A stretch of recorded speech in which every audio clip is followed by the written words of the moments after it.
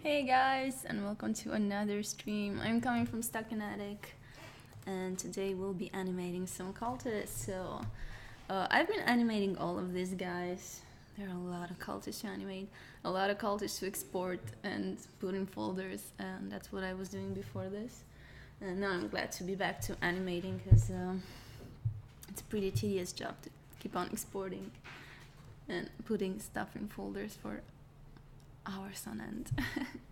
Hey Marco, welcome to the stream. Well, with this opportunity, because it's Friday and Niku is not here and he wouldn't be streaming anyway, I thought I would start the stream a bit later because that gives the people the chance to get home, and usually there are more people watching streams later in the day, and my streams are pretty early in most days, so I said let's just take this opportunity and start the stream a bit later when people can check it out. So these are the cultists I've been animating lately, and I can even show you guys the ones that I have. I've managed to export until 6 from this folder, so here are some guys. Well, they have loops, and some of them are longer, some shorter. I'm gonna show you, but when the loop ends, like the image ends, so that's why they disappear. And they'll be doing that in the game.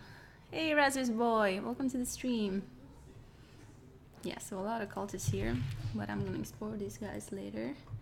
And today we'll be doing, for now, I hope we'll be doing more than this guy, but we'll start with this guy, just being angry at something. And I think this guy, so the first thing I have to do is, or maybe not even that, so maybe I'll simplify things. Usually I just crop the image and import it into Boom, but if I don't have so many colors, I think I can just color pick, and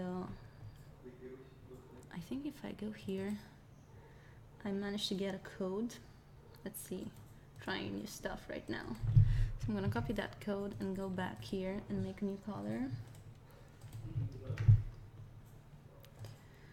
And paste that, let's see if it works.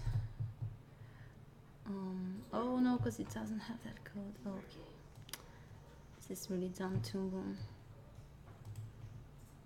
So I can either put those numbers in.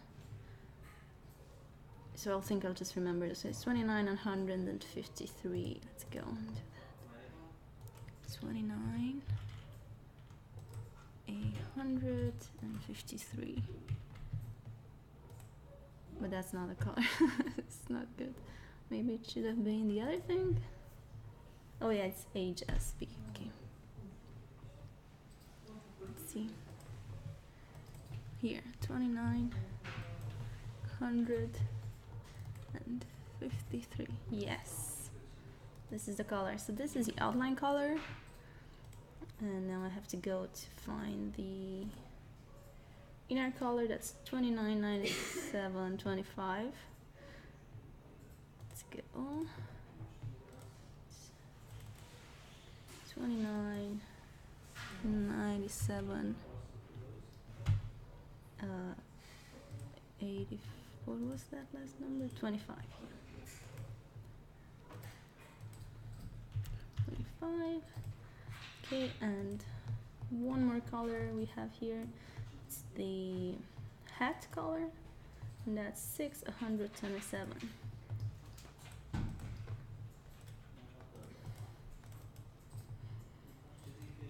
627. Good. Now we have the 3 basic colors, and now we can start working. So what I'm gonna do is turn on the onion skin and the light table, and I'm gonna start with the outline. So his whole robe is one color, then his hat is another color, and his shoes are a different color, the same color as the hat. But this inner part of the shoe, I think I'll make this a bit darker.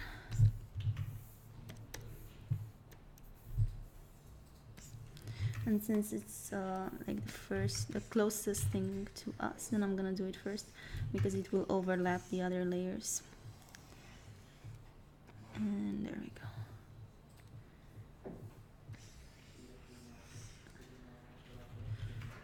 And I'm gonna work on frame 1, then frame 3, 5, and then go in between those frames and add the in-between layers. So I'm gonna do this.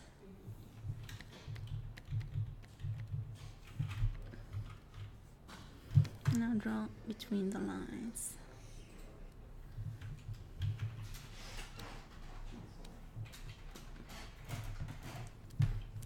So how are you guys today? I hope you're doing fine.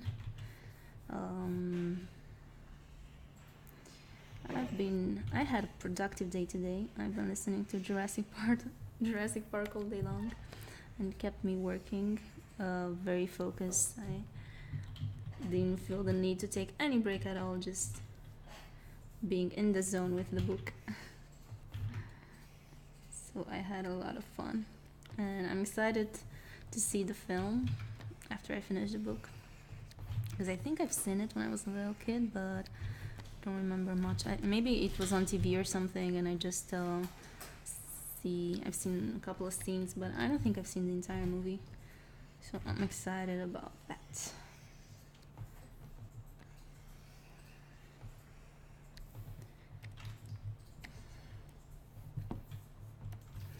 And I want to study these authors that, as I said in my last streams, I think they write so cinematically, and their books are page turners, just make you want to read more, and you can't stop anywhere. And I wish I understand why that is, so we could put that into our game. I think it's a very good skill to have.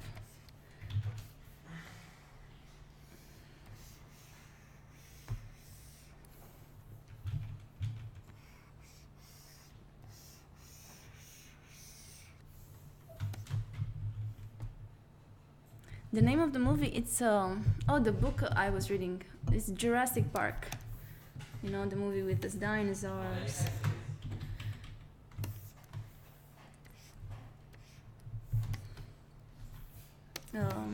Yeah, maybe I wasn't speaking so close to the mic, but I don't know where else to put it.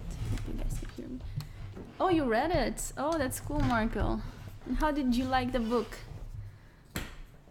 I'm just currently reading it. And as I said before, I just found out about this author. I didn't know about him before. And I really like him. He's very cinematic.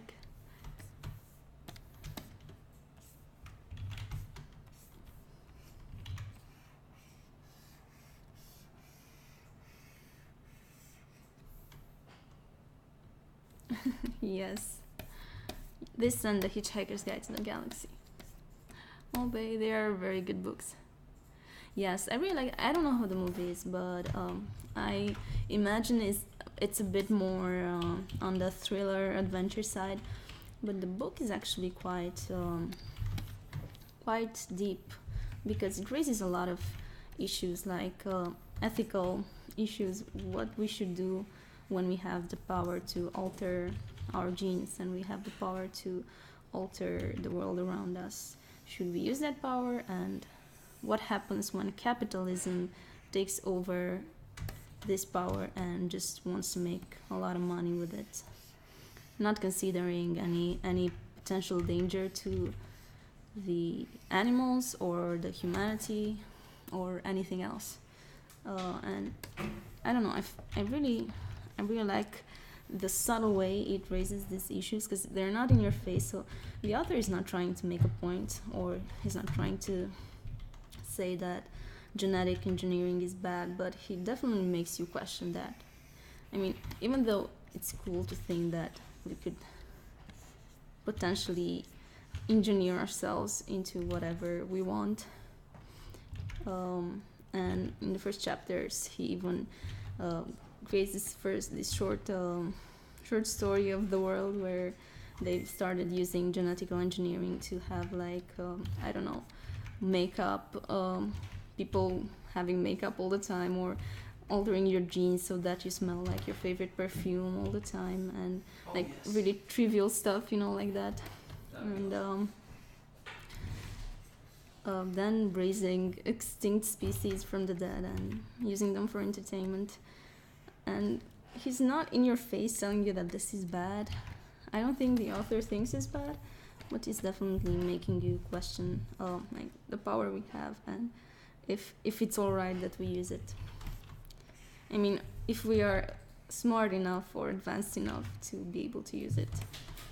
And I really like there's this character, Malcolm, who's a mathematician, and he keeps telling all the characters that this thing couldn't work because it's a chaotic system and it will fail. And he has all these mathematical, scientific explanations of why stuff won't work, but nobody wants to believe that because people don't want to believe what science has to say. We have our intuitions, and it's very hard to budge our point of view when we want to think of something. And I really love how he tackles, for example, confirmation bias. Like I'm at this point in the book when everybody thought that everything was under control because they used this algorithm on the computer which wanted to find out if any sorry, just finish my idea. If any of the animals escape or something, and they only try to find out if there are less animals, but not trying to find out if there are more because they didn't even consider that. So it was like they were confirming their own beliefs by just checking that there are no less animals than there should be, but nobody was checking if there aren't more dinosaurs than there should be. So yeah, I think we do that a lot in our life too, and it's a good lesson to remember to check for the stuff you're not looking for and just avoid confirmation bias. Yeah, so sorry, I got carried away. Usually people don't ask me anything, so I just talk, and now I'm glad that I have a lot of comments.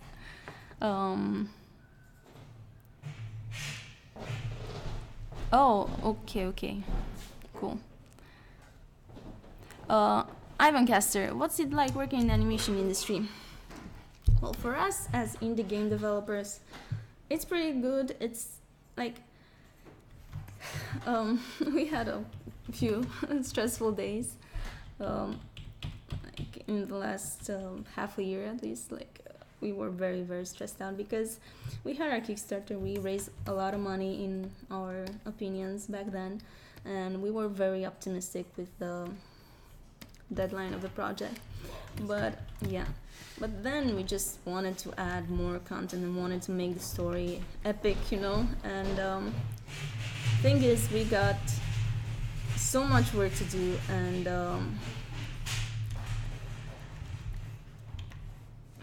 we don't want to compromise on quality, so then we have to compromise by overworking and just giving up anything else in our lives. But that's okay. I mean, if you're passionate about your work, that's totally fine because it gives us a sense of purpose, and it makes us happy to see that this project is coming to life. I don't know what it's like working in the animation industry, working on big studios where you have like a good income and stability, and a lot of co-workers with which you can share your ideas. Like here we're just like a small team, and we're just trying to I don't know, learn stuff, because most of the stuff we are doing for the first time, and we don't really know what we should be doing, so we get into a lot of mistakes. And like for example, when we first did a demo, I had to re-export the animations for the main characters like 50 times. I am not exaggerating, because we didn't know how to export them so that they would fit best in the game, so that the shadows look good, so that it doesn't take that much space. So we have so many little issues that we have to deal with. But yeah. Oh, that's so cool. Is it a big studio or is it a smaller studio? Well, man, I mean, people do animations. Like I remember a quote from Walt Disney, I think it was, and he said that we don't do animations to make money. We make money to make animations, and it's the same for us. I mean, we are trying to make money so that we can make more games, and it's not the other way around. So, oh, it's a small studio. Cool. Well, man, as I said before, I really love my job, and I really come with a lot of enthusiasm to work every day, and I love that the fact that I'm working on my own project and I don't have to do client work, because that can get a bit frustrating if you're not working with good clients. And I mean, clients that understand the value of your work and understand that you might know better than them, and don't ask you for ridiculous things because they think that if it's art, they know a lot about it, you know? But I think that doesn't apply so much to animation. So I think to animation, people don't ask for so many changes. But the issue would be in animation is that the clients, if you're working for clients, they might not understand the complexity of what you have to do and how hard it is and how much work it takes, because people have this impression that art is easy, and I don't know, they watch a Disney film and they don't realize that it was hundreds of people working on it for years and years, and I mean, it's really hard to do something like that, and people don't really know what it implies. So so yeah, I forgot what my idea was with this, where I was going with this, but it's awesome. It's awesome if you want to do animation. I think it's one of the most satisfying jobs you can have as an artist. It's awesome to see your drawings come to life, because illustration is great, it tells a story, but when you're animating something, you actually make that character come to life, and you can actually give it so much more than you could with just a still image, you know? And it's really fun. And as I said, another thing I love working on animation is the fact that you know, after you've done the main roughs and after you've done like the concept part of it and the planning, you do a lot of repetitive work, which allows you to just listen to books or do something else in time, and use that time to be entertained, or I don't know, just learn something. And it's one of the few jobs that allows you to spend your time doing multiple things at once and enjoy your day more. No, I haven't heard what happened. Yes, but I do agree that artists are totally abused and underpaid, and people don't seem to understand that. I don't know, if you're an artist, they cannot just come and ask you to draw something for them for free, because it's art and it's fun, because you need money to get by. And I do get this a lot, just people asking me to draw them stuff for free, and I feel so bad saying no to them. But if I was, I don't know, a dentist, or if I was doing something, nobody would even think of asking me, can you please do this for me for free, because I want to have this issue, can you help me, you know? But yeah, people don't understand the amount of work that it takes to become an artist, and how much the tools cost. I mean, it's totally underrated. It takes years and years of experience to be able to produce something valuable, and for that you need to sustain yourself somehow. So even if it's a work of passion, you still need some money to get by.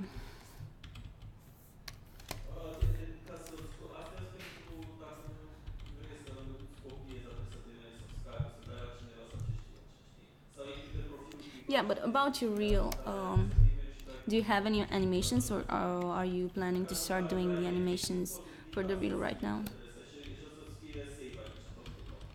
I don't know. Do you know about 11 Second Club? It's a really neat website where there's a challenge every month for animators, and you get this sequence from a film, which is an 11-second audio sequence, and you have to animate something on it.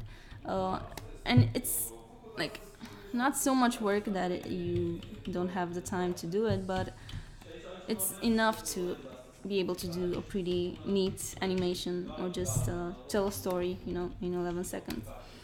And it's great to see how other people approach the same lines and people's different interpretations. I used to do animations for that, but man, we're so busy right now. I really don't have the time to invest in challenges and stuff. But like, I think for real, it's really good. Oh, cool. So you want to do like a rotoscopy? I think it's called. You want to draw over the 3D animation. Mm-hmm. Oh, cool.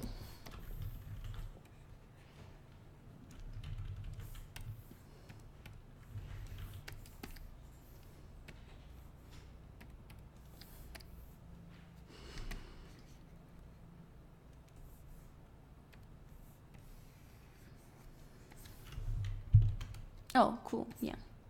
Well, good luck with it, man. I really hope you'll get hired.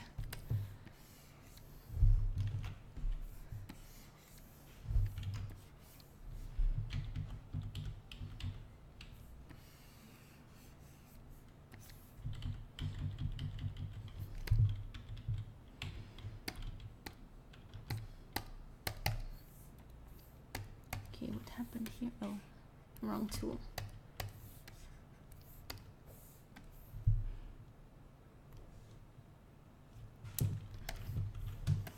Mm-hmm.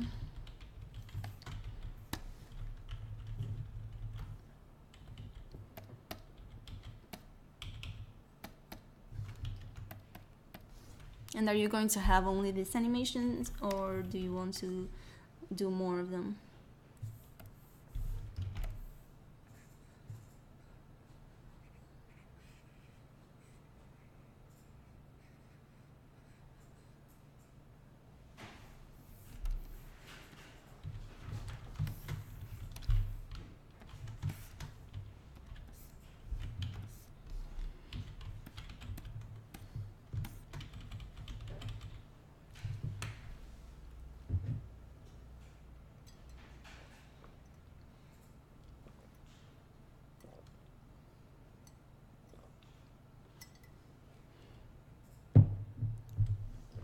Cool. Do you have any experience with animation, or is it the first time you try to do that?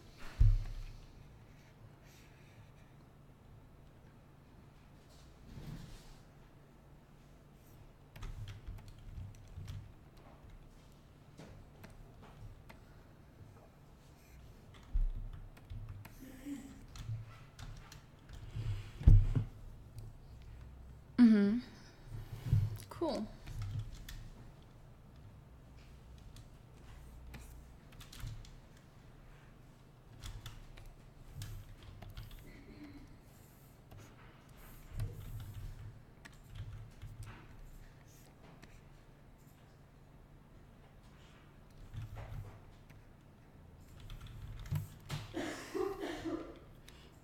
Well, zero experience is not. It's not necessarily an issue. I mean, as long as you, well, if you do it, if you draw it over a 3D animation, it's not such a big deal. But as long as you can, you understand the principles of drawing and you can draw what you want, and you got like a bit of an acting director uh, talent.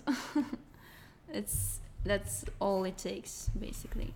Just being able to put yourself into that character's shoes and act it out. That, and being able to draw what you have in your head. And of course, there are other principles in animation, which you can find all of them in Richard Williams' Animator Survival Kit. It's a really good book.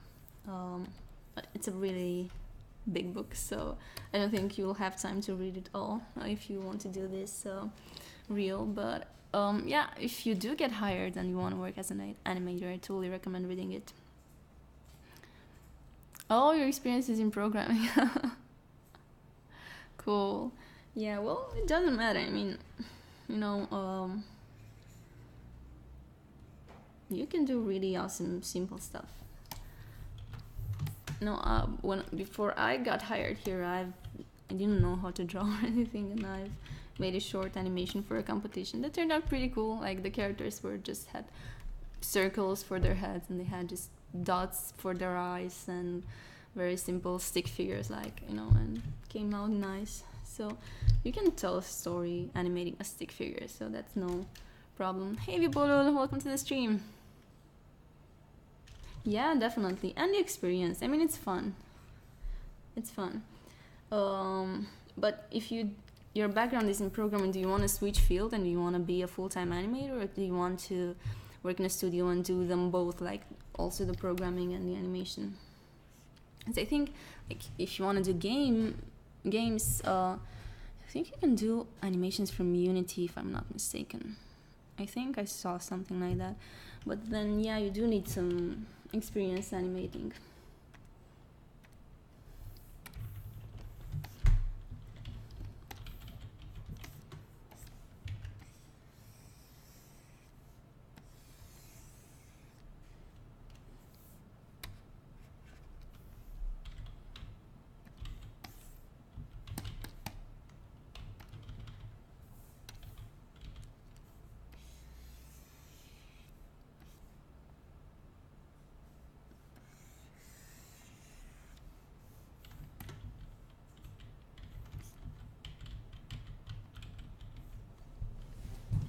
Like, even for our game, some of the stuff that I've animated could have been animated directly from Unity, like you know, different objects. I don't know, let's say there was a bowling ball that was falling, and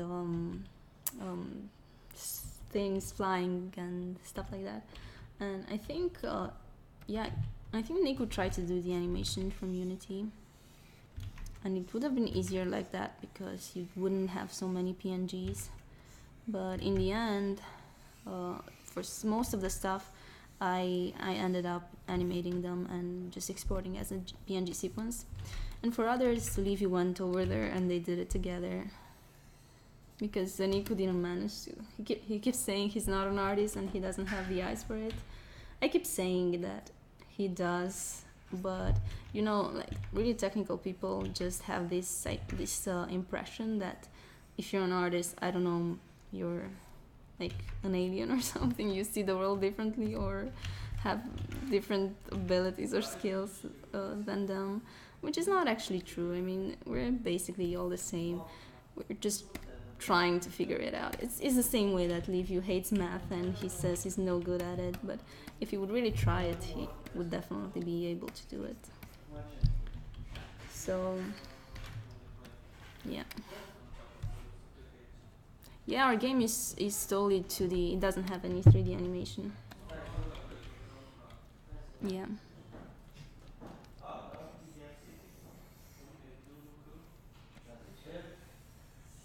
So I've never worked in any 3D software. I don't have any experience with 3D.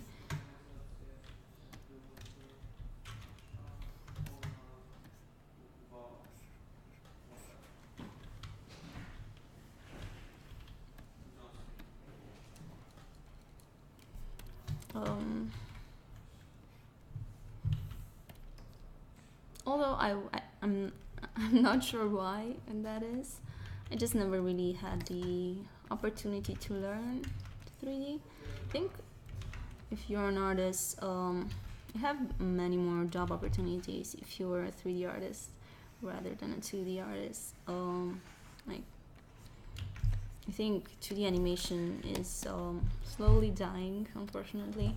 I don't think it will die for good. I mean, I think there will still be small projects which are 2D, but like the mainstream stuff seems to go to the 3D direction lately. So I think you're better off being a 3D artist than a 2D artist. But man, I didn't plan this. Like all of this stuff came to me, and I just took the opportunity that I had. And I had this opportunity to do 2D animation, and I don't know, I found it fun. So I said, yeah, I'm gonna do this. I'm gonna learn how to draw and start working as an animator. I mean, it was never a plan. It just happened, you know. And maybe if they needed 3D animators, maybe I would have started to do 3D. And I think it would have been easier for me, because if you're a 3D artist, you don't necessarily need to know how to draw so well. You could be doing different stuff that are more technical, and maybe having a technical background myself, that would have been easier for me. But you know, you can't really control the way your life is going, and you know, take the opportunities that are given to you. So yeah, I just took like the best that life had to offer. Then I just managed to adapt to the situation around me, you know, because I believe that if you, I don't know, set up a goal in your life and you say, I want to do that, and then just keep trying to do that all your life, and maybe like you will never have the opportunity to do what you want. I mean, you can really mess up your life by sticking to something very rigidly. And I think it's better to be open-minded and just see what's there, see what's out there, and I don't know, try new things, even if you didn't plan for them.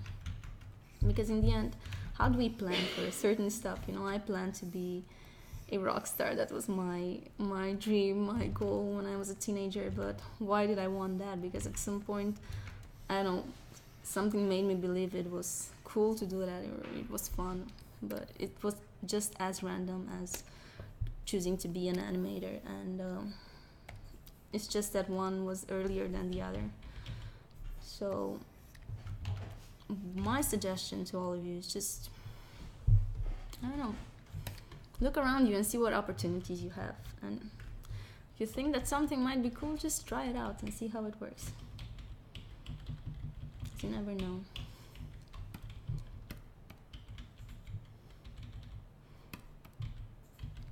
And just don't give up. If you do try something, you don't give up if you fail the first time, because you probably will. I mean, any new thing you try out, you probably suck at it at the beginning. You probably will be very, very bad. But that shouldn't be a reason alone to give it up. Because when I started drawing, for example, I was really, really bad at it. And I'm not kidding. Like, you wouldn't say I was talented or something. If you would see my drawings, they were really, really bad. But I thought that, hey, if other people can draw, I can draw. If one man can do something, I can probably do that thing too. I mean, I probably never will be as good as somebody who was naturally talented, but so what? I mean, and maybe I will be. Maybe that person was as bad starting out as I was, you know? So I think you should try things out. Yeah, that's a thing too, but you know, Lord of Night, if you do give up too easily, then you just might end up trying a million things and giving all of them up because they're not the perfect thing for you, and I don't know if you're better off that way. I mean, I'm not saying to be an idiot and just keep doing something you're really bad at for your whole life, but it's easy to give up when you suck at something. It's easy to give up when you can't do something but because you haven't learned it yet, you know? I mean,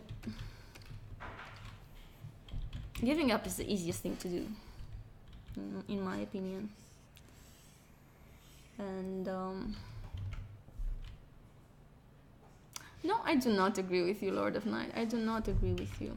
No, we are not born being good at anything. We are born with an infinite capacity to learn something, and then our neurons slowly, hello hero, then our neurons slowly try to I mean, the ones we don't use start to die, and that's why when you're grown up, you cannot learn new languages so well because you can't even hear the actual sounds. But you can when you're an infant, you know. And the thing is that you are not born knowing to do anything. You just learn stuff, and you can't have like this expectation that you're gonna be good at something from the first time you try. I mean, I don't know. I don't even think I believe in talent or something like that.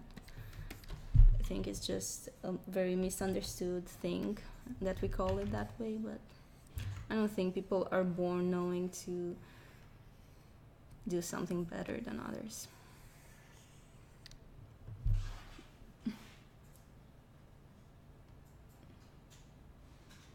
Well, Lord of Night, it sometimes it does take long to notice. So I don't know if I was any good at drawing for 4 years after I tried. I honestly had no idea, and I kept on trying for 4 years, you know.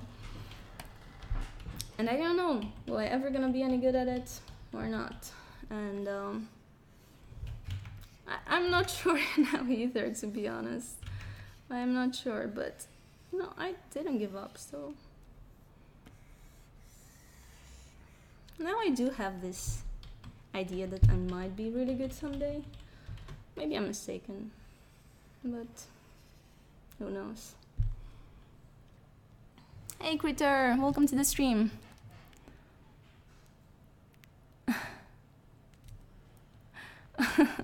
Procrastinating much?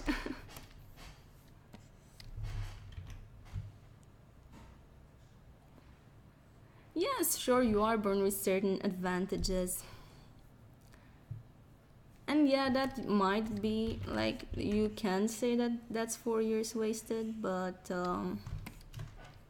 what else would you do in those 4 years, you know? I don't know. I think,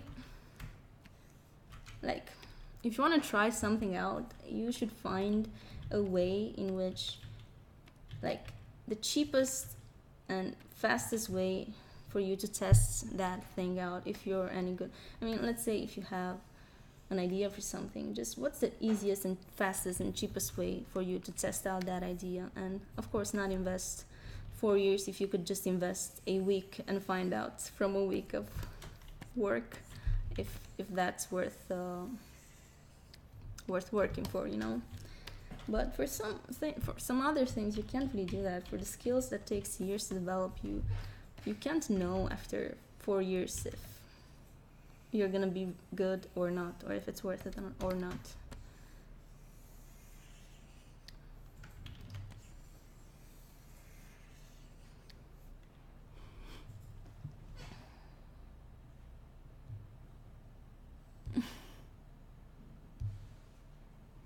Yeah, I know.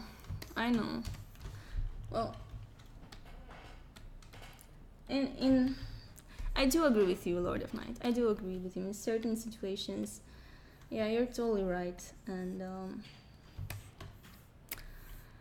yeah, but you know, things are so complex. I think we're just thinking of very different things. But yeah, I do agree with that.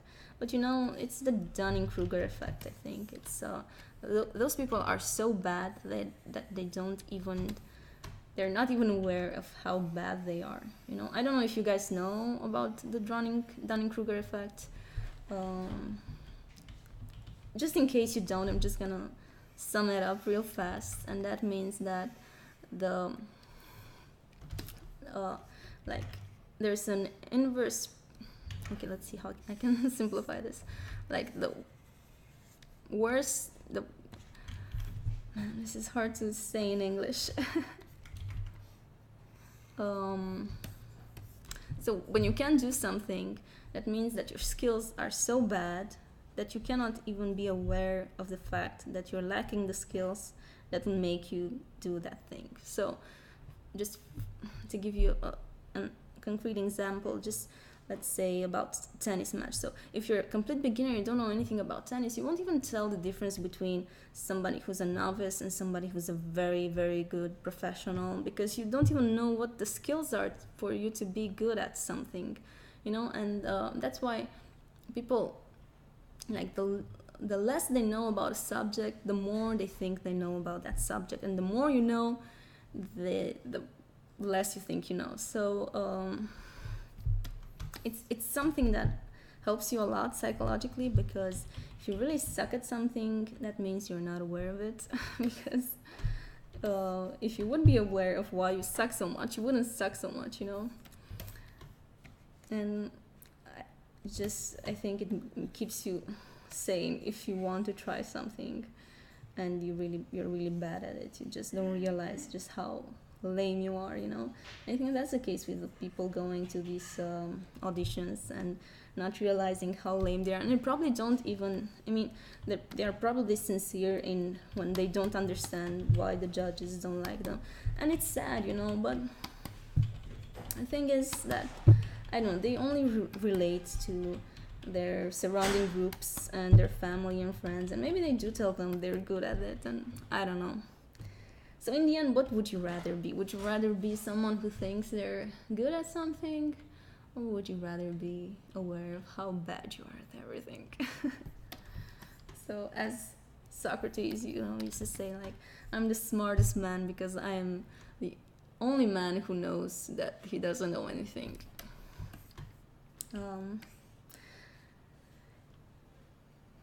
So yeah, I don't know, man.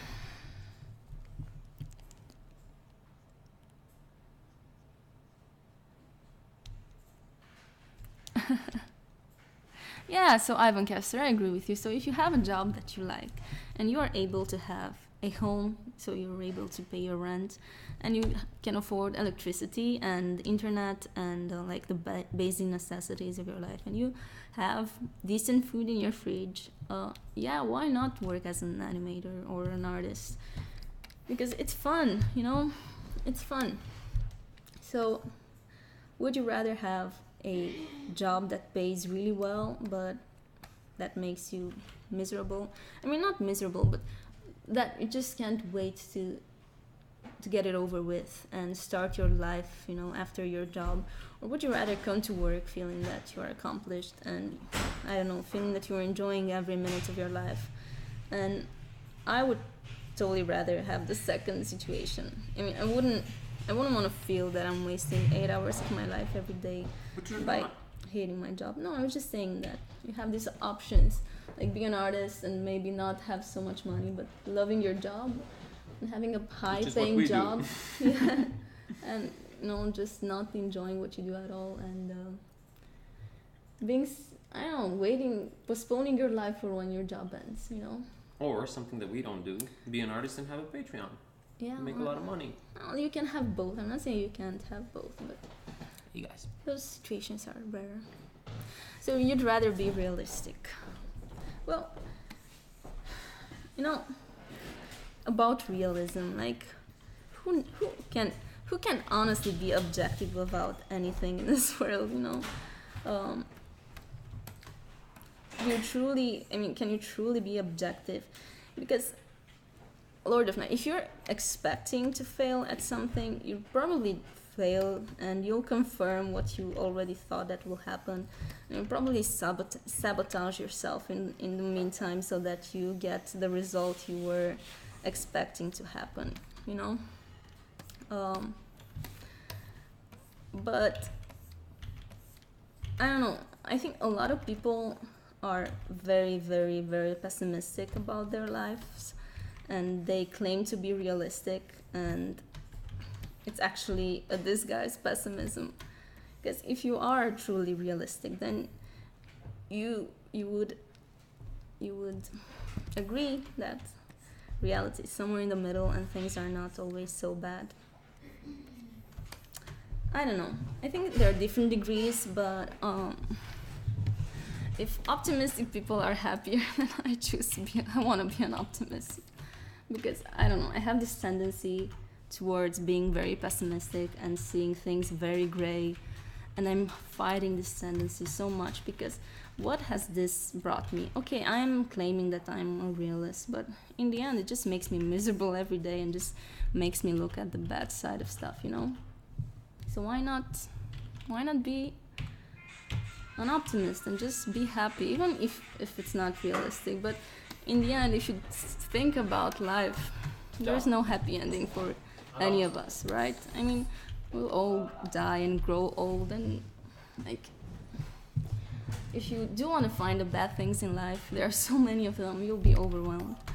So I'd just rather not think about them and just choose to think at the very few things that are beautiful in this world. And I think that's why I'm drawing and I'm an artist, because then I can just do beautiful stuff every day. And it makes me happy. It makes me happy painting a landscape, for example, that it's beautiful, and just focus my attention on that and just not think about all the people suffering in the world and all the bad stuff going on today. But again, I'm not saying we should be deluded. I'm just saying that pessimism is not good either. But I understand your point of view, and I respect it.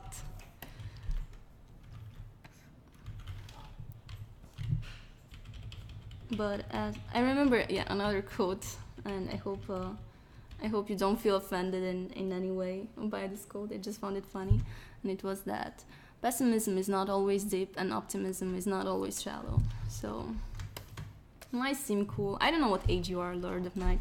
I can remember when I was a teenager, or it might seem cool to just look at the dark side of life and just be so cynical about everything. But you know, the older you get, and I have gotten a bit older, you just start to realize that life is so short, and what's the point of just being miserable about stuff you can't control? You know, just start, I don't know, trying to be happy. And no, I'm not saying that if we ignore our problems, they'll magically disappear.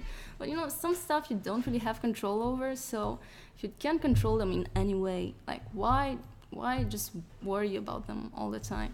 Because they're gonna be there even if you worry constantly about them, even if you don't. So I can just worry constantly about, I don't know, dying or getting old, but there's really nothing I can do about it. And thinking about it or not thinking about it is just gonna bring the exact same result. So why spend my youth worrying about something that I can control, rather than just being happy and just, I don't know, not thinking about that? It's, in the end, it's the same result, but I get, like, I don't know, 30 years of youth and happiness, and you get 30 years of being anxious about being old. I'm not saying you would be worried about being old. I'm just saying if you would have that problem. But of course, with the stuff you can control, I'm not saying you should ignore those problems, but being pessimistic about them doesn't help either, because when you are pessimist about stuff you can have control over, you tend to feel overwhelmed about the situation and just feel like, oh man, it's just too much, I will never be able to do it. And it's actually the people who are more optimistic that actually do something about it, you know?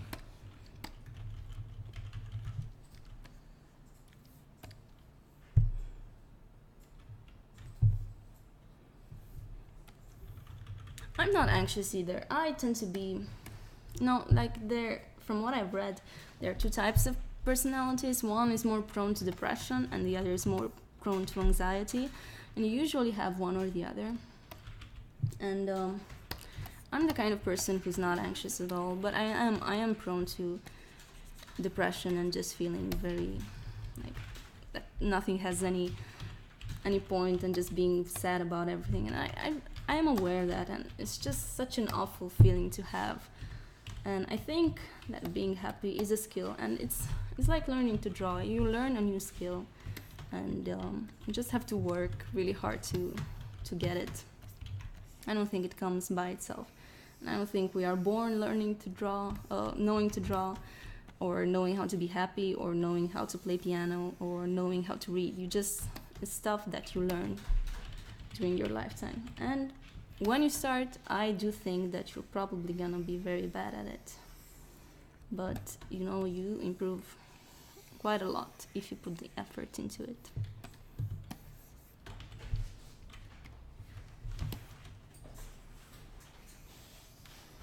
And yeah, just another thing that I wanted to say is that um, people regard optimism as diluted, but it depends what you mean by it, because it's a term that creates a lot of confusion. So if you do think that everything is going to be all right and everything's gonna go your way, and just ignore problems and be happy, I do think that's diluted. But like me, for example, I'm no way near that place. You know what I think? Like, I'm always expecting the worst to happen, and I'm always grateful every day that the worst didn't happen. So um, I don't know. It's the difference of what you expect. Like in my expectations, I am a total pessimist. If you would, I mean, so that it makes sense when I'm talking. I'm always expecting that things go bad, because they usually do. But if they don't, I am really, really grateful about it, and I don't take that for granted. I'm really happy that things are not as bad as they could be. You know, and I do think it's deluded to think that things are never gonna go bad, but I do think it's very healthy to be ready for that possibility, and when it doesn't happen, just realize that it didn't happen and appreciate that moment.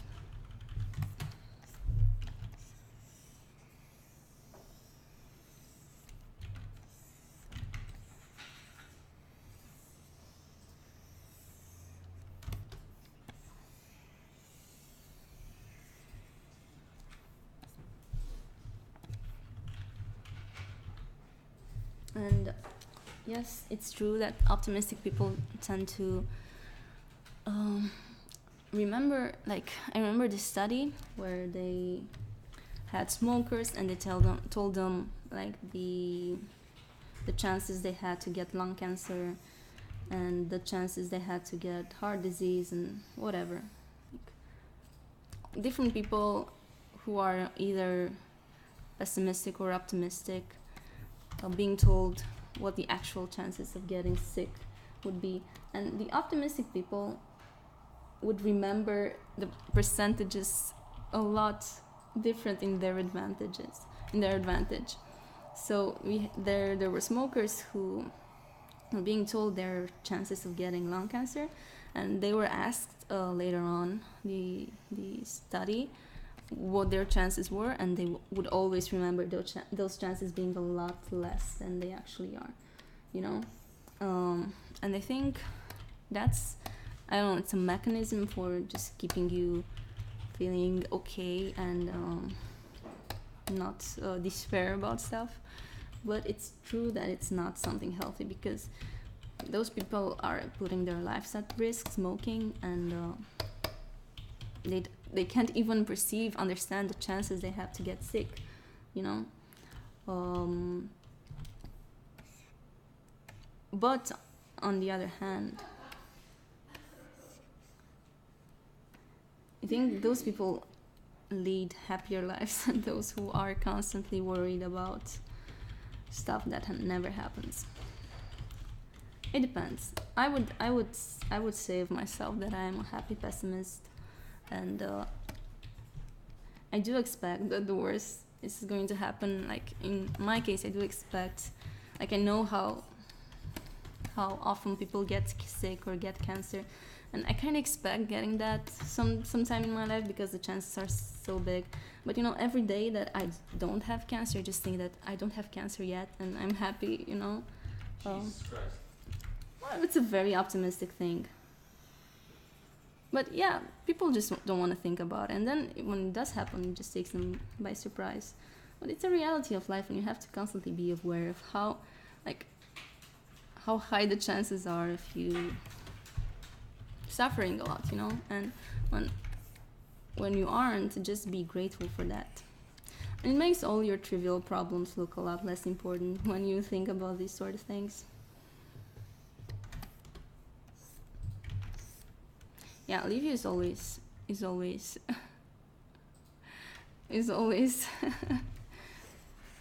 picking at me because I end up talking about cancer so many times. I'm sorry, Olivia.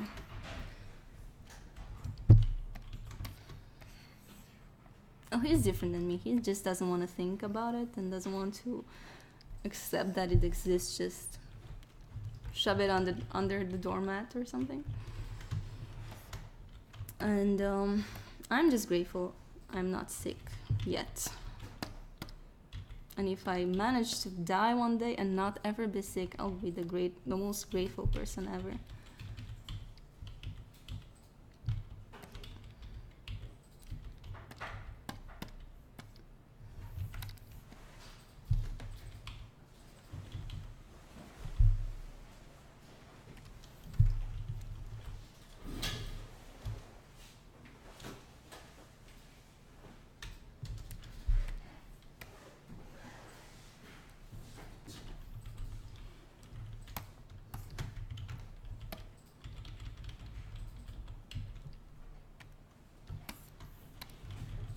Yeah.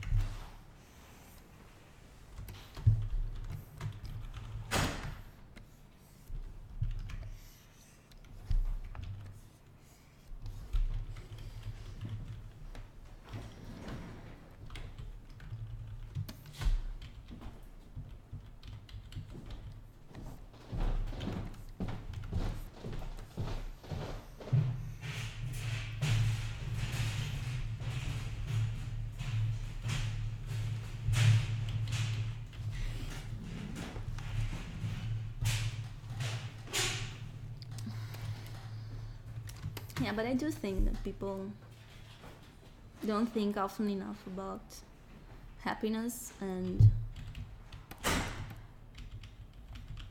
it's weird because it's the most important thing in our lives, in my opinion. I think that it's the only thing we do that is an end of its own, and it's not a means to get something or somewhere else.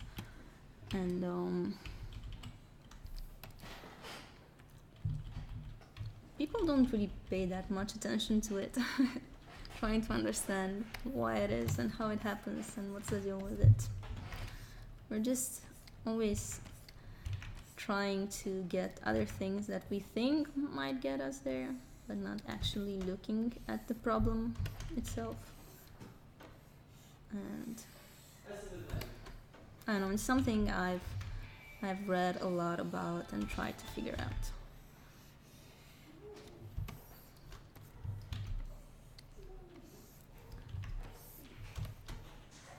And there was another study that I found cute. Is scientists were asking people what their wishes would be if they would encounter the genie who makes all your wishes come true. And surprisingly, very few of the people asked that question said that they would want to be happy. Like, all of them said trivial stuff, like, I don't know, getting a better job or a bigger house, or I don't know, a career or a family or one thing or the other. Like, nobody really thinks about just being happy, you know? That's the most important thing of them all. Because why is it that you want a better job or a better house or a bigger car or something? Isn't it to make you happy? And why do you want all the things that you want? And it's funny that we forget what the ultimate goal is, and we just get stuck in this unimportant stuff.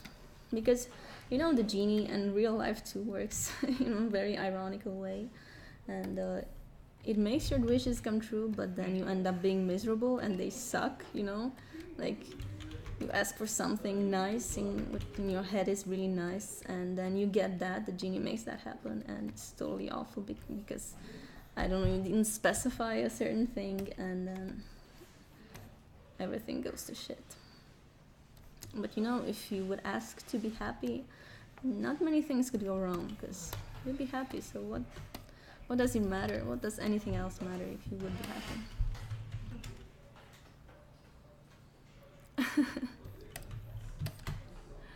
I don't have anything against it, Marco.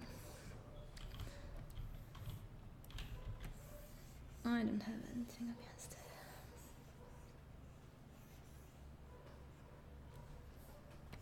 I have a lot of things against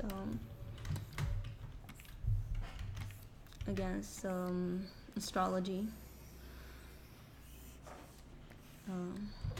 I still can't believe that we're in the 21st century and I see that thing on TV every morning. But anyways, to each his own. I'm having trouble to believe we live in a scientific age and people still put that thing on TV.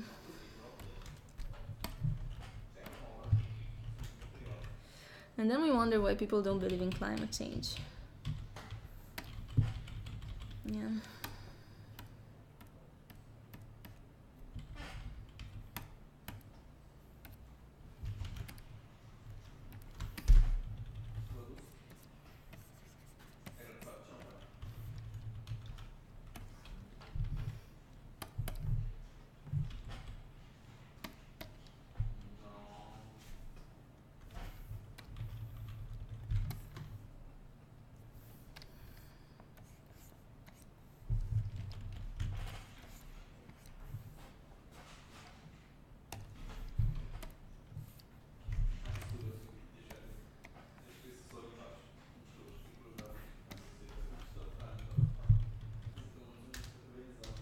Let's check the animation out.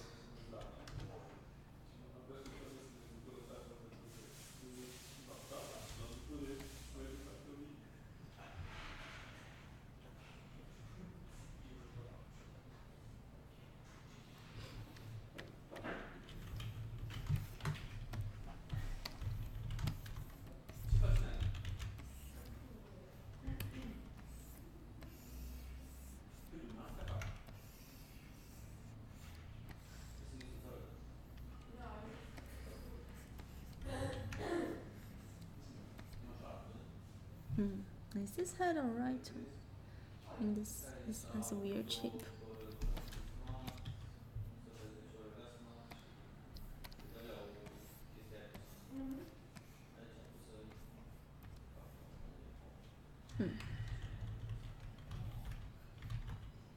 I'm not sure how this goes, maybe like that.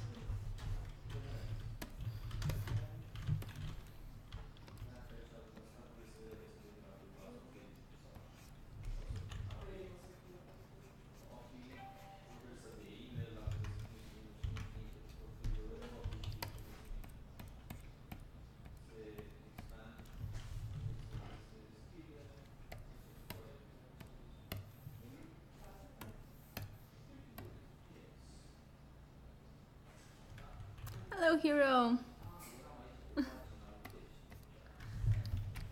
Welcome to the stream. Oh, thank you. Yeah, I'll show you guys the animation. So here's the cultists I'm working on. And I've got a ton more other cultists that I've been working on today. Look at them praying away.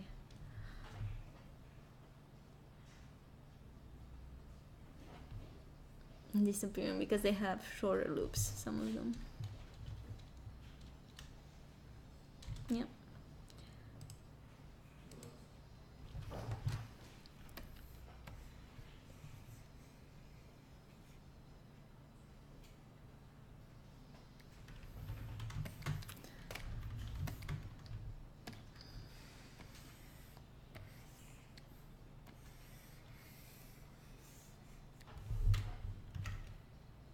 Hello, 2% milk. Hello from Texas. Hello from Romania, Transylvania. How are you?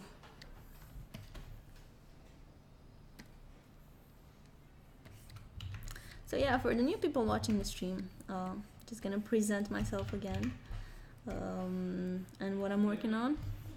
And I am Cami from Stuck in Attic, and I'm working on a game called Give Us a Cthulhu Adventure, which is a comedy cosmic horror point and click adventure game. and I'm animating a lot of cultists. A lot of cultists are gonna be in the game.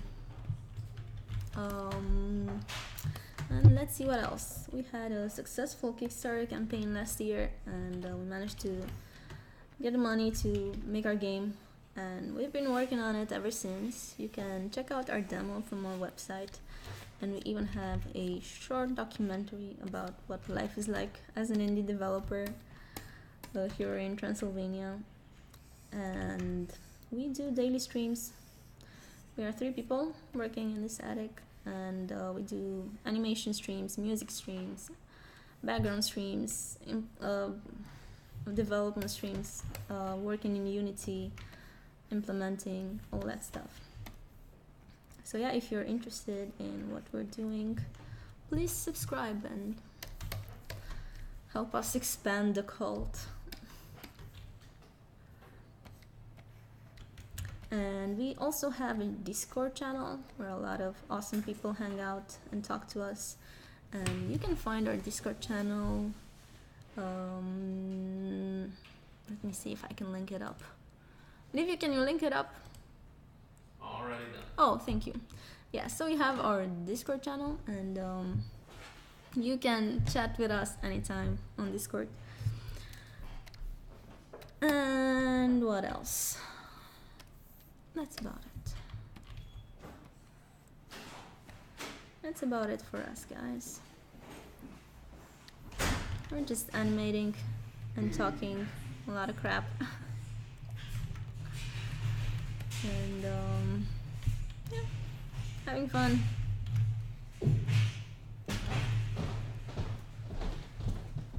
And I can present you our office manager. I'm gonna show you our office manager. Here she is. She's 3.0. Say hi to the people. Hi, 3.0. What you doing? What you doing? She doesn't want. She's shy. She doesn't want to say anything to the camera. Whoop. This is our attic. Oh, Marco.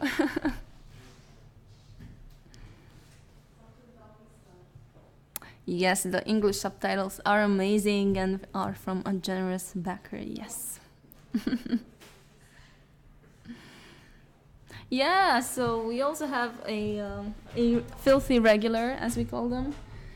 We have another friend watching us all the time, and that's from Texas. Maybe you know each other, because Texas is such a small place. I'm sure you all know each other there. And yeah, the documentary contains some emotional scenes. I admit it. And yeah, man. I mean, the stress builds up, and those things happen every once in a while. And yeah, I'm sorry for that. It's just so much pressure, man. So much pressure.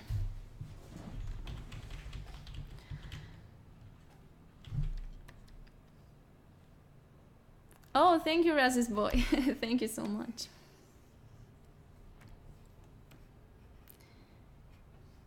Yeah, unfortunately, I'm not the most emotionally stable person in the world, and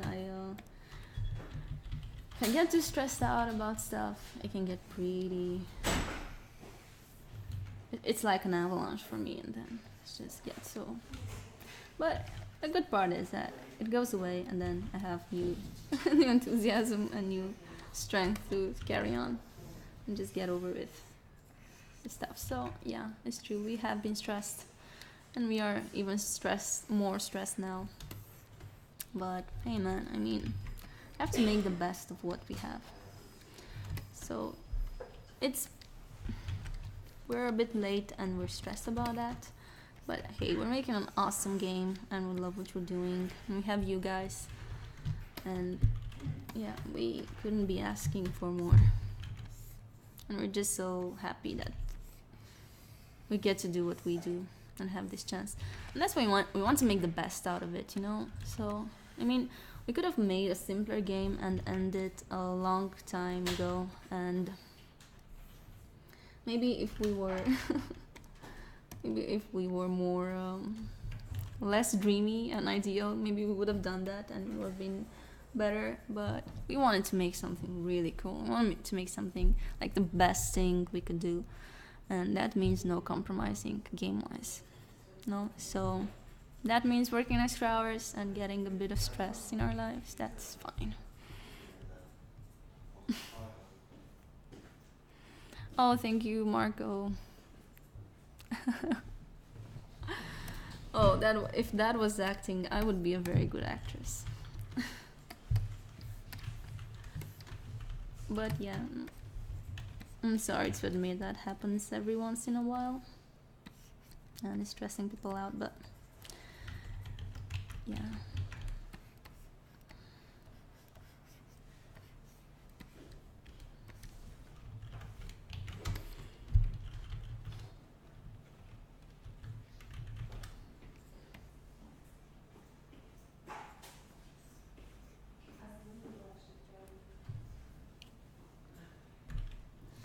But I think in the end, and the reason why I wanted to leave that part in the documentary is that, you know, we as a society tend to project this image of ourselves that we're so happy and okay with everything and so adapted to the world around us. Grumpy, go on your own chair. Go on your own chair. Come on, leave me alone.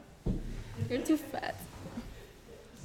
And no, this kind of makes us feel lonely sometimes because we feel that we are the only ones feeling awkward or, I don't know, feeling stressed out or having all these nasty emotions that nobody else seems to have.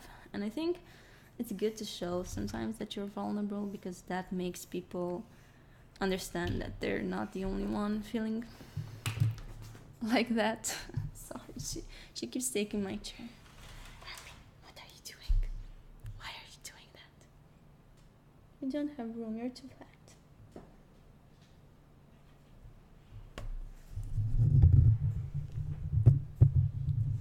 Wanna bury the mic?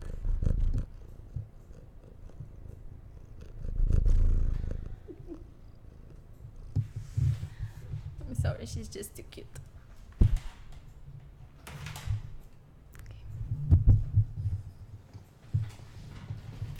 So, even though we don't like to show our vulnerable side to others, I think it's a good thing because, you know, in the end, that brings us closer together and makes us feel that we belong, like we're the same, and I don't know, we have to help each other out. So, in my real life, I tend to not show my vulnerable side to people. I don't know why. I think I have some childhood issues, and I'm a very avoidant person, just trying not to get in vulnerable situations. But you know, I realize how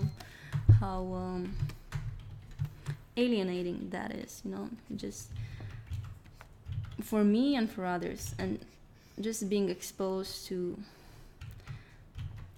like the stories people say about themselves. Like even if you just stay on social media and just see everybody having this great life, posting awesome pictures of themselves, having fun all the time, and you get this feeling that am I the only one just not enjoying my life, or feeling sad or stressed out or not having so much fun all the time. I think it's good to show that, you know, we all have our bad days and we all have our bad moments, and that's okay. And I don't know, we should still love each other and accept each other the way we are.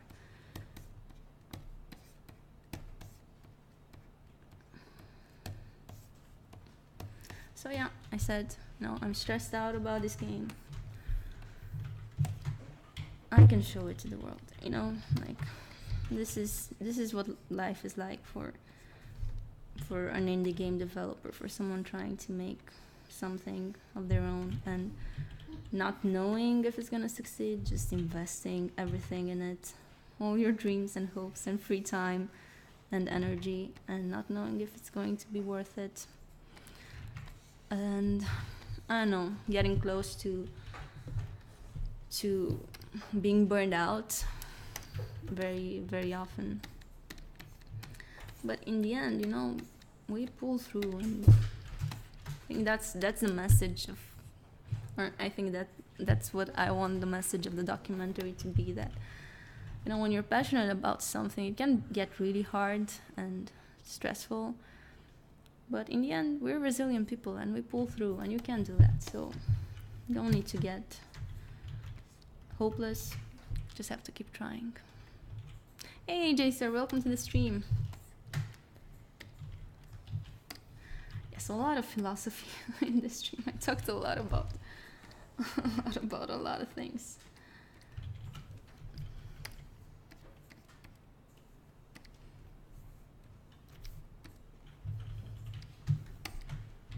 How are you, AJ sir?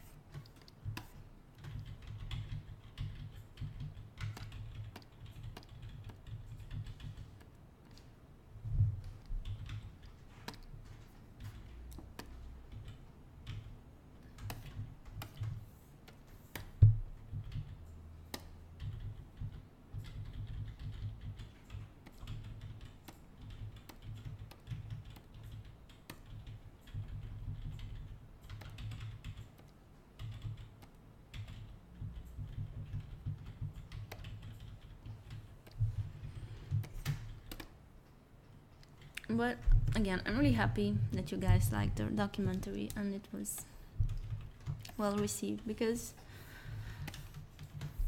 again, we have no experience making documentaries, and we just want it to be like a very genuine telling, portrayal of what's going on here, And I think that was our whole attitude throughout the Kickstarter campaign and in all the streams. Just showing the human side of us, and I don't know, our struggles and everything that's going on with us, without trying to make them prettier or I don't know, more glamorous, or without trying to make things look something that they're not, And I don't know if that, I mean, having you guys watching our streams and stuff, I think that's something good, and I think you guys like us, so I think it's a good thing. I'm not really sure what it is about us that you like, but it's great to have you here, And I hope that in time we'll be able to find out more about these things, so we can, I don't know, see what you guys are interested in, so that I know what to talk about on streams with you,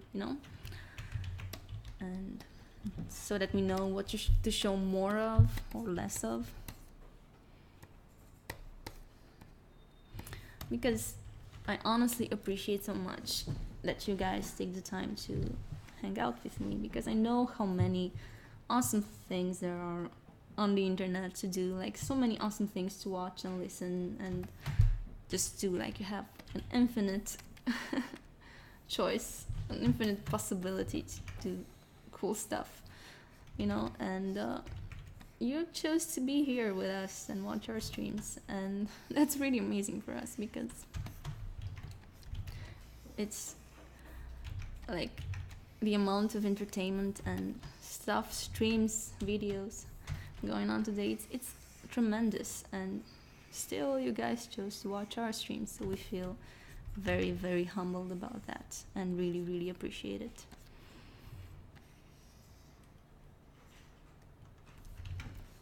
And it's fun for us too. It's fun to be in touch with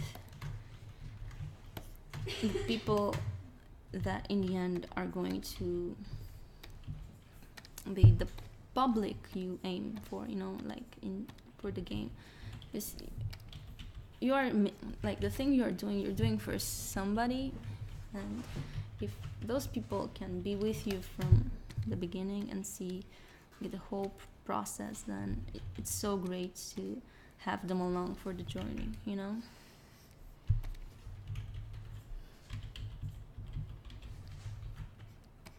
because it makes us feel that you are alive and you're here, and it's not just a business thing. It's a community thing, which is, in my opinion, a lot more valuable than a business thing, because we're not doing this as a business, because like the stress and the work and the worry we get for this wouldn't be worth it for the risk we put in. I mean, if we did this for the money, we wouldn't be doing this. So the thing we're doing it for is because we love it, and it's for the community, and I don't know, getting to know like-minded people and doing what we enjoy watching and playing, So that's really awesome that we have you guys here.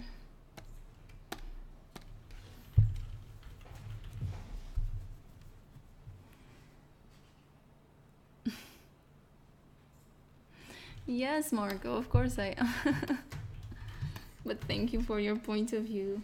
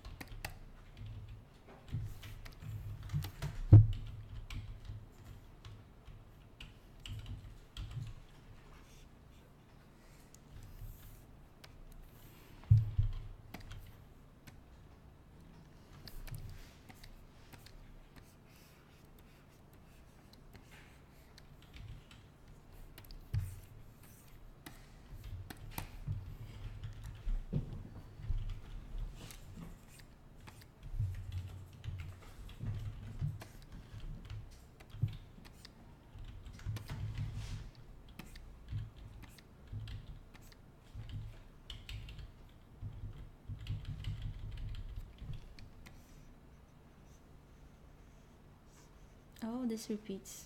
So I've been talking so much, I didn't see that this frame repeats itself. I redrew everything.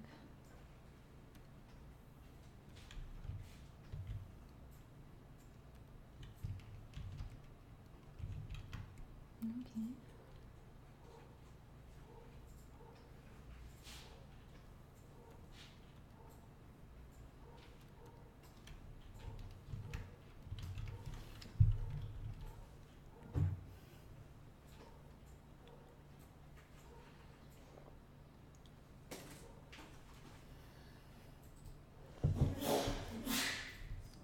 Yeah, and the reason why I'm saying this is, again, because I think in today's society, the thing that makes us the most sad and miserable is this lack of community. And I think we've become very estranged, very alienated from each other. And I don't know, we feel so alone all the time, because we fought so much for our freedom and independence and being able to make it on our own without relying on anyone, that in the meantime we lost this sense of community. Like, we lost the patience to put up with the bad stuff of community and family.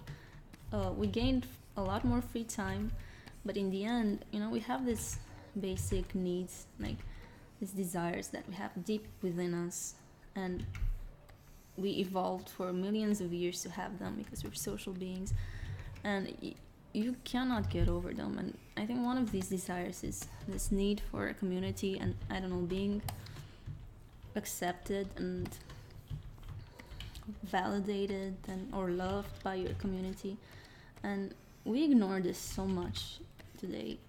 I think it's one of the reasons why we have better lives, we have more things, we earn more money, we have more food, we have more comfortable lives, and we still feel more depressed than ever, And having you guys support us and be around for the journey really gives us this sense of community, and really makes us happy. I mean, it's worth doing when you see that somebody likes what you're doing and appreciate it. I think that's the point of any work of art, in my opinion. It's not about selling it or making money out of it. It's about seeing that somebody else appreciates that and likes that, or notices that in any way, you know. And we get to have that. We get to have that with Discord. We get to have that when we stream and we're talking to you guys. I mean, it would be even better to have it real life and actually meet you guys in real life. But, you know, this is the second best thing. So I'm really grateful for the technology allowing us to be together like this. What are you doing, Liviu? Hey, Stan 1. I'm using Toon Boom Harmony. It's a great software for animating. It's an industry standard, and it's pretty cool. Hey, Zarnot, welcome to the stream. Hey, everyone. Hey, Liviu, welcome to the stream. Thank you for joining the cult. Oh, thank you for joining the cult. Yay, we have a new follower. Yeah, so, it's Toon Boom Harmony 12, I think. It's a pretty expensive software, but it's a software like most studios use. So if you are interested in animation or getting hired as an animator, it's something that you should know because it will give you many job opportunities, you know. And it's not so different from Flash. I've never used other animation software. I've used Flash, but it's a lot better than that because you can draw freehand and the pencil tool is really good. And if there's anything else you would like to know about the software, let me know.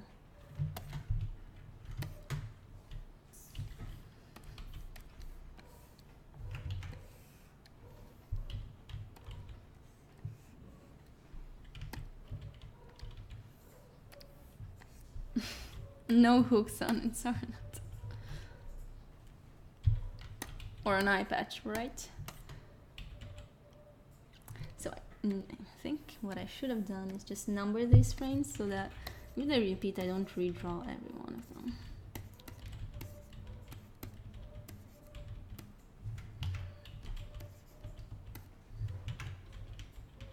Okay, so these repeat. So let's see. I have a 5. Okay. I have a 7. Okay. And a 5. Okay, I think I've used them all. And let's see. How is he raising his hand? Oh, it's a different raise. Yeah.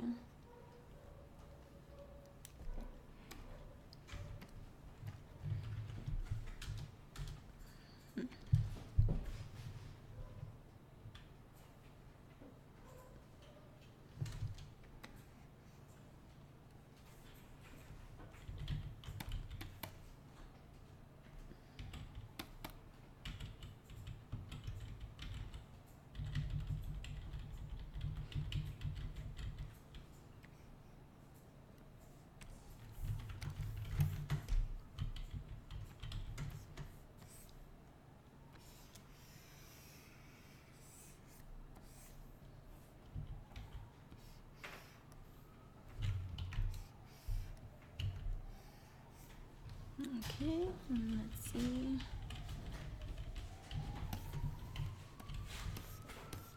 I'm jumping around the frames so much because then I can use the onion skin to draw in between the layers and make the animation more steady. I know it may look chaotic, but I know what I'm doing.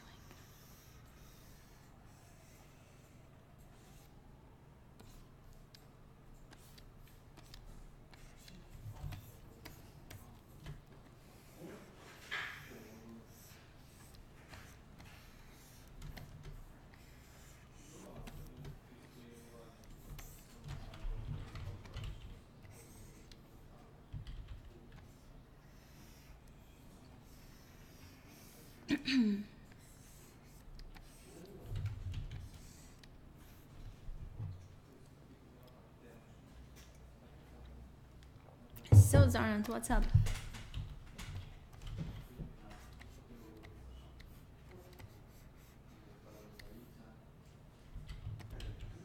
How's it going? It's going great.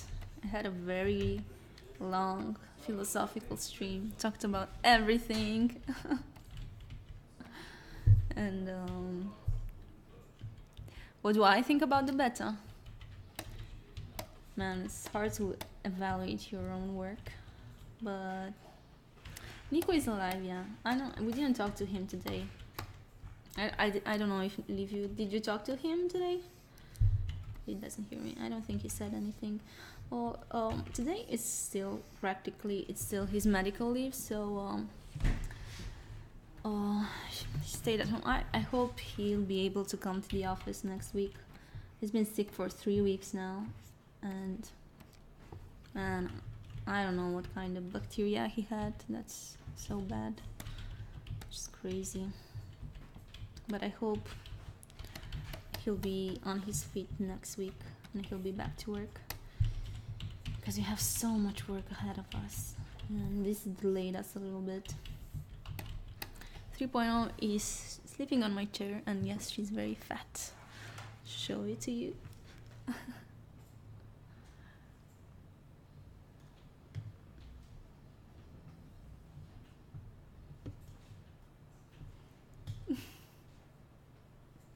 Trying to put the camera. Oh, there she is. There she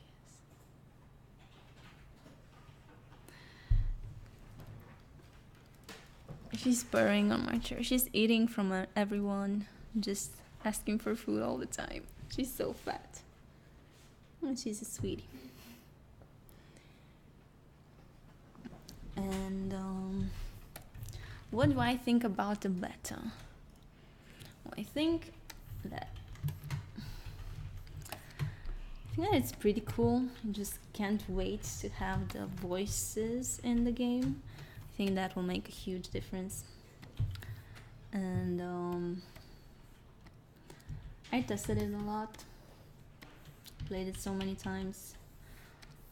Man, it's hard to test it. But I was surprised at how well some of our backers tested it and found so many things. Like very, very... Like, I don't know how they found those things and how they seen them. Never would have had the idea to look for them. And it really helped us a lot. All their suggestions really helped a lot. Because, you know, it's hard to be objective, and when you have so many things you have to think about, like you might miss a very obvious thing that you didn't do because you're just so worried about 2 million other little things, you know. So we really appreciate the feedback. I hope we'll have the time to do each suggestion to fix everything or add each one of your suggestions. And I hope we'll have the time to do some our own nice to haves, because we have so many ideas of what we could do to make our game better. But you know, first we would like it to be functional and to take it until the end. And see when we manage to do that, and then just start adding some cool, nice to have things. Yeah. And yeah, what else? We're just animating and working a lot.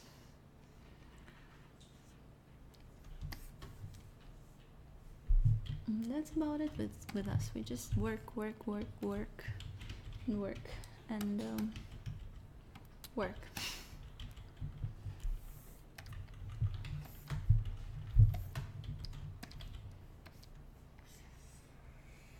I really like the new green rays from the library.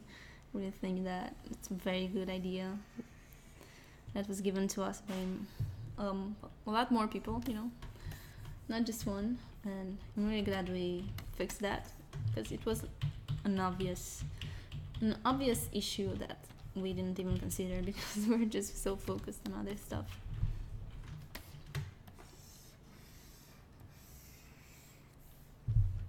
And I think Livy's gonna do a bit more of rewriting for the beginning of the game. Maybe it's a bit too dialogue heavy, and I think he will make like the text a bit shorter because we don't want to bore people with all the info, you know. And I hope the puzzles are not too easy and not too hard. It's hard to tell because we get conflicting suggestions. Some of them think they are too easy. I mean, the people I saw playing at London, I don't know, they were stuck in a room for a long time, and just to me it felt like maybe the puzzle is too hard and we should make it easier. Like, you have to balance things to get to the right result, and there's so many things to consider, you know.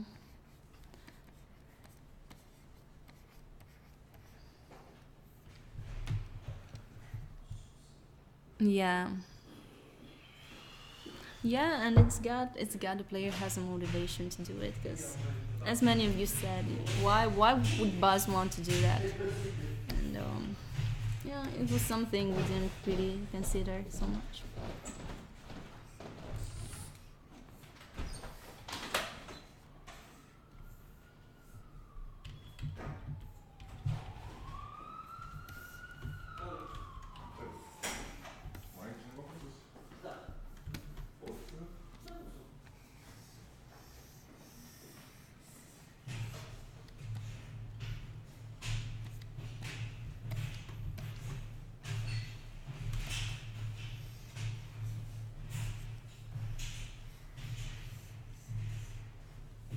Good.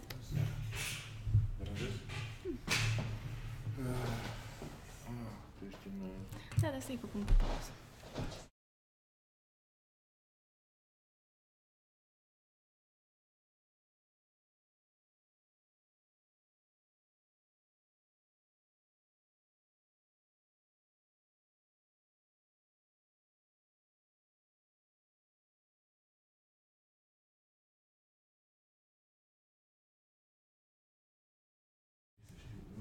I'm back.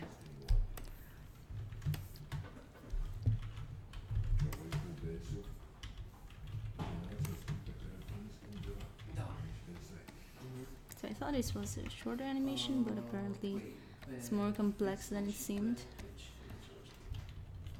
I got a lot of work to do for it.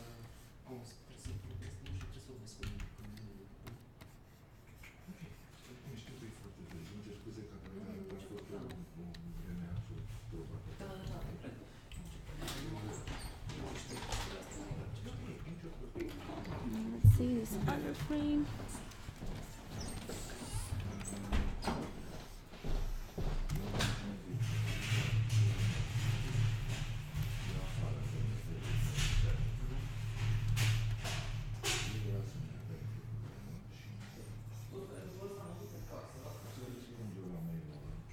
The things are not as like the thing that hit me most is that I really enjoyed playing it, even though, you know, I've seen those backgrounds and I made that music and I've seen these animations like a million times, and I could as well be sick of it and not enjoy playing it. But I actually, you know, I really liked how it flowed, and I enjoy the experience. So I hope other people get that feeling too. I don't know. I don't know what else to say. It's very hard to be objective with your own work, you know.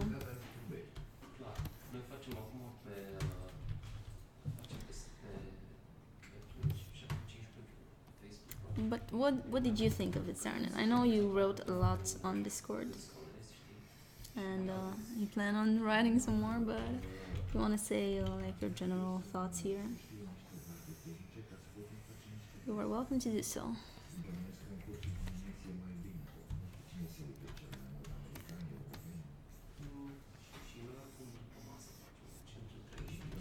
And the thing is,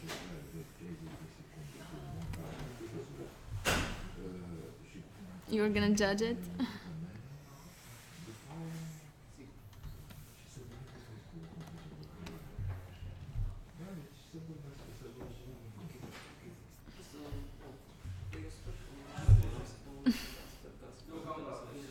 Oh, that's so cool. Yeah, because especially on the game design, puzzle design, stuff like that, we have such little experience, and I mean, even for telling a story, we have little experience. But for the actual game, like how it flows and how you put everything together, that's a very hard thing to do, and especially since it's our first game and our first attempt at something like that, and we don't really know what we're doing. I think we're gonna learn a lot from this experience, and I think we're gonna get a lot of feedback from when the game is launched and learn a lot from that. And I think the next game will be a lot better than this one, but I still hope we're doing a good job because uh, Liv is very passionate about these sorts of games, and I don't know. I think he managed to capture the feeling, the atmosphere, the flow of these sorts of game.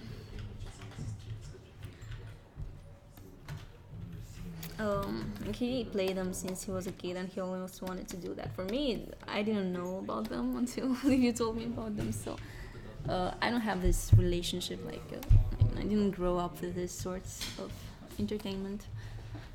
Um, but I really trust him that he knows what he's doing, and I don't know. To me, it feels nice. To me, it's really definitely something I would play and enjoy a lot.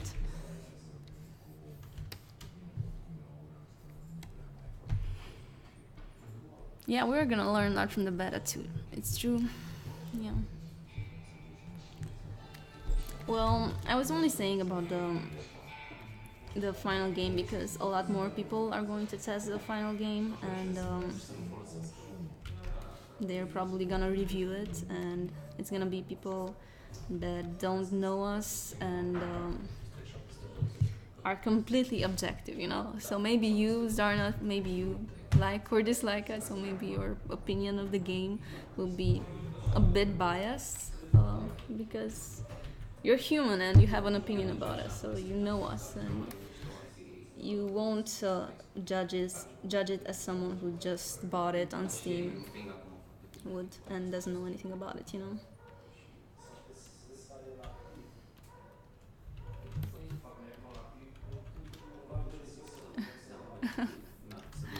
Yes, I'm sure you will. Well, guys, just be mean because that's what we need. We don't need.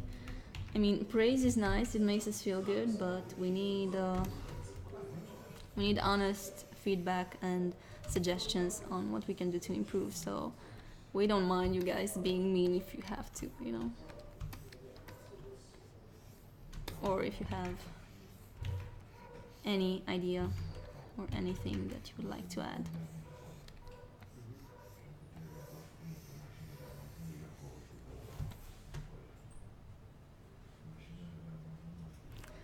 Yes, Broken. Oh, so you like Broken Age? Yeah, I liked it too. I was criticized by a lot of point-and-click adventure fans. Thank you, Marco. Thank you. I really appreciate you taking the time to write all that feedback and paying so much attention to detail and taking the time to write all of that down because I know it must have taken a bit of time. I like Broken Age too, and I especially like the artwork and the music, and again, a lot of point-and-click adventure fans said it was too easy, and they criticized it for that. But I don't know. For me, it just went very nicely.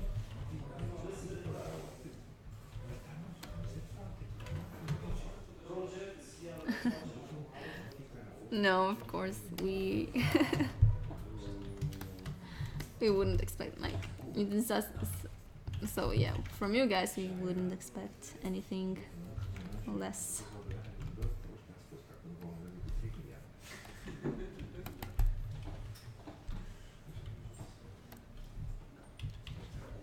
Man, this cultist takes a long time to paint and draw. They have even bigger animation at home that I started. It's just I don't think I've ever worked on such a complex animation. Oh man, it's like a character that moves so much. Like it's just he's moving his whole body and he's just doing stuff like Disney stuff, you know, like overacting everything. And he has like this robe with so many details, and it's such a pain in the ass to animate it. I don't know how long it took Leaving to animate. I'm just working like crazy for it. I've been working on it this whole week every night, and I still have a lot more work to do for it. It's just crazy. Well, he's the high priest of the cult, so it's a pretty important character, but just so much animation. Oh my god. It's crazy. Hey Brolan, welcome to the stream. Yes, Michael's. Oh man, I thought you were. Sorry, yeah, you fooled me there. I thought you were really asking that. How are you, Broland?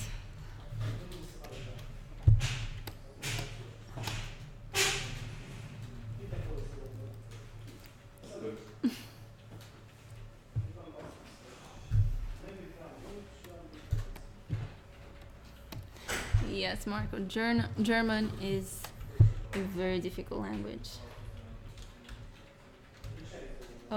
Marco. Did I say Michael again? Oh my god, I'm sorry. Yeah, we did. We did. We did start watching a German series on HBO Go, and that was pretty cool. We only seen one episode because we're so busy and have so much work to do. You know, I think we have time once a week to watch a TV show or something, so we only seen one episode, but it seemed really cool. It's called Babylon Berlins or something. Yeah, Babylon Berlin. Babylon Berlins. It looks pretty cool.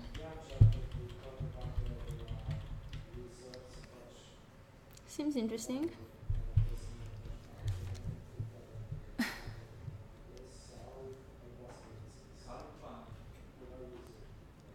Yeah. Is it dark? Yeah, it's a bit dark and depressing. It's pretty dark. Yeah. Well, it's with Nazis and. Is it? No? No, it's. I think it's World. Oh, or. Isn't it from? No, I think it's World War One. I think. Oh. I think it's. No, it's. I don't remember. Okay, so we watched an episode and don't remember. But the thing is, we watched an episode like a month and a half ago. I don't really remember that well. So it's World War One then, not two. I'm sorry, I don't remember. It's Babylon Berlin. Actually, I think it's later than that. It's 50 something. Really? Yeah. We only watched one episode. So. Yeah, the thing is, there were a lot of characters, and didn't really understand much of it, but it looked cool. Just they're presenting a lot of story points and characters, and you're just making everything like a big mess in your head. Oh, I'll just. Oh. Okay, I didn't know there was a dark series on Netflix. I don't think I've seen it. Maybe it's not in Romania. I'll look it up. Because usually here we have a lot less films and series than you do in Western civilized world. I'll look it up.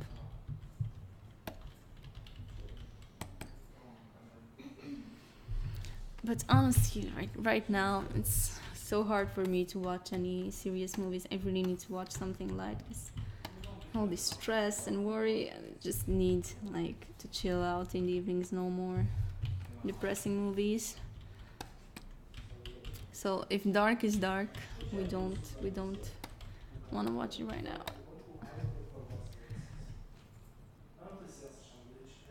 Well, this is not very German looking. It seems like very Americanish. Let's see the setting.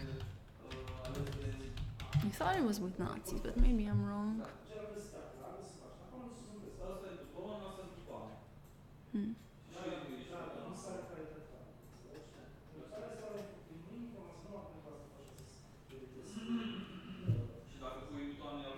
So it's from 1929 to 1934. Why did you say 1950s? a lot earlier than that.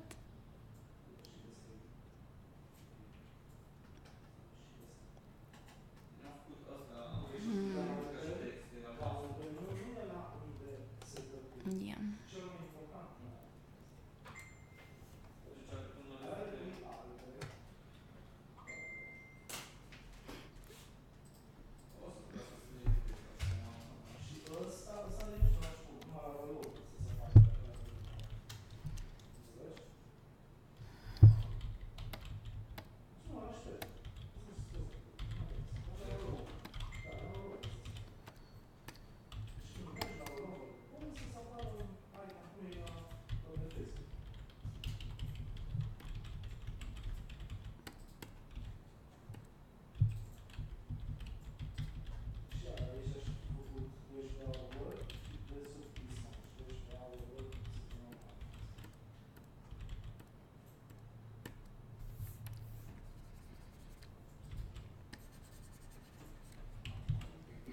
Okay. Let's see what we have achieved so far.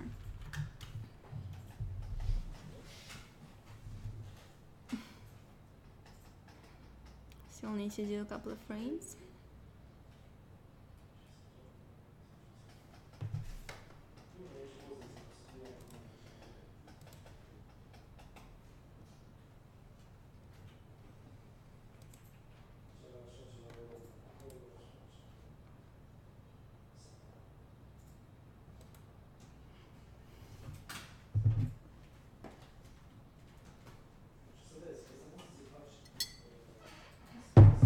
Okay. I'm gonna finish this animation and then I'm gonna call it a stream.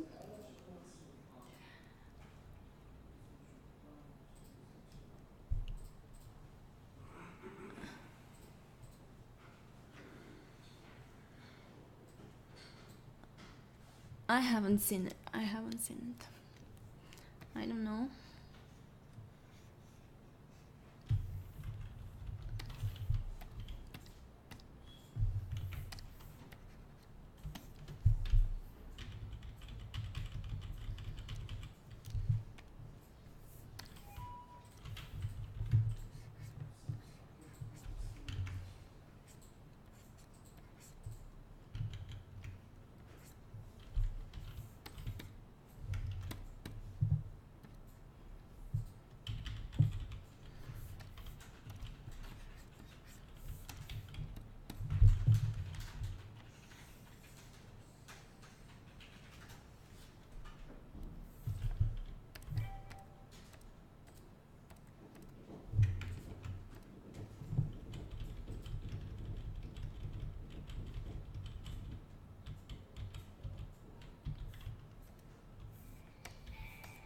Oops.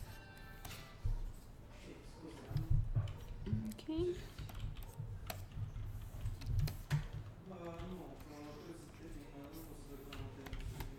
Okay. See, and one more frame and we'll be done.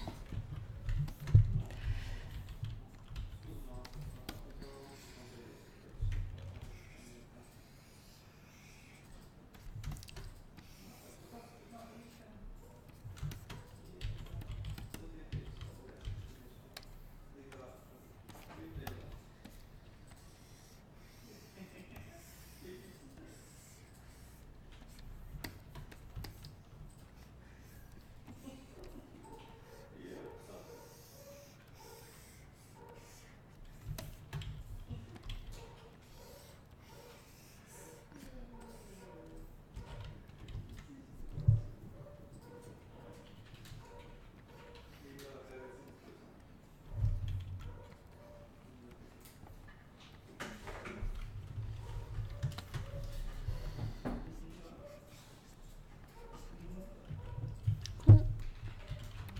Let's color this.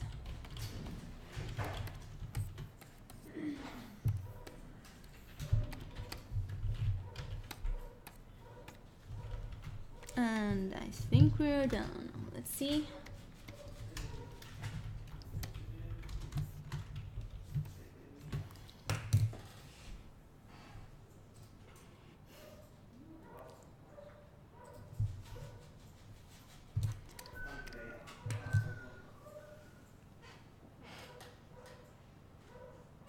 This is a 2 hours work animation.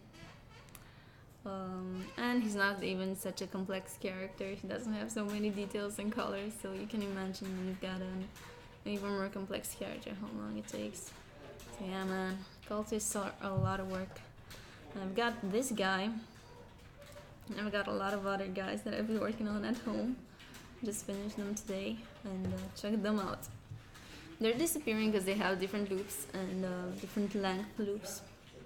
Just spraying around. Yeah. And this is the scene. This is the scene where they'll be. How cool is that? How cool is that? Yes, yoga. They're at a yoga class. And I'm not sure how much Libby wants us to stay today at work. If I should start another cultist or if I should call it a stream. What do you say, Libby? He's not hearing me. How long do you want to stay today? Should I start another cultist? No. You need to go. Okay. I need to release the license so we can work from home. Yes, because it's weekend, so we work from home. Cool. Well, guys, thank you so much for watching. It's been an honor and a pleasure to hang out with you guys. What? That's funny. What? I like that. That could be your catchphrase, Cami. Making fun Could of be me. your no. That's seriously, that could be. On the other side, look at this cultist butt, showing his butt to you. So thank you so much for watching. I'll be streaming again next week. It's probably gonna be Tuesday or Thursday. And I think I'm gonna move the Friday stream from 4 local time, like this, like today. No? From or to? From 4. It was from 3. Oh, from to 3 5. to 4. Yeah, So sure. Yeah, I'm gonna start it as I did today, because if I start it later, people get to go home from their jobs and have like they manage to catch my stream, because usually everyone's at work when I stream, so I'll just take the opportunity to stream later. So thank you so much for watching. See you guys next week with more art streams. I don't know if Nico will be streaming. I hope he'll be back at work. Yeah, let's hope Danico's gonna be. We don't know how better. Danico is feeling, but we'll be on Discord if you want to chat with us. Yeah. We sent you the link somewhere there. Yeah, I sort of feel bad bothering him all the time, so you guys can bother him. Like, tag him on Discord and ask him how he's doing. I'm sure he's gonna enjoy that. Yeah. Thank you so much for everything. Have a great weekend, guys, and peace and love, grab. Bye.